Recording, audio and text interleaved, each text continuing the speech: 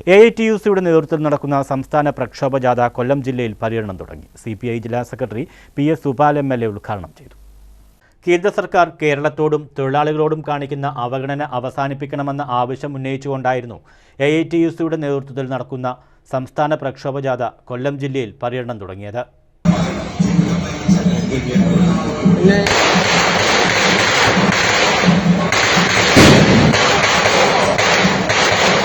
ജനുവരി 17-ന് 1 ലക്ഷം തൊഴിലാളികൾ പങ്കെടുക്കുന്ന സെക്രട്ടേറിയറ്റ് മാർച്ചിന്റെ പ്രചരണാർത്ഥം AITUC സംസ്ഥാന ജനറൽ സെക്രട്ടറി KP രാജേന്ദ്രൻ നയിക്കുന്ന ജാഥയ്ക്ക് ജില്ലയിലെ വിവിധ കേന്ദ്രങ്ങളിൽ സ്വീകരണം നൽകി.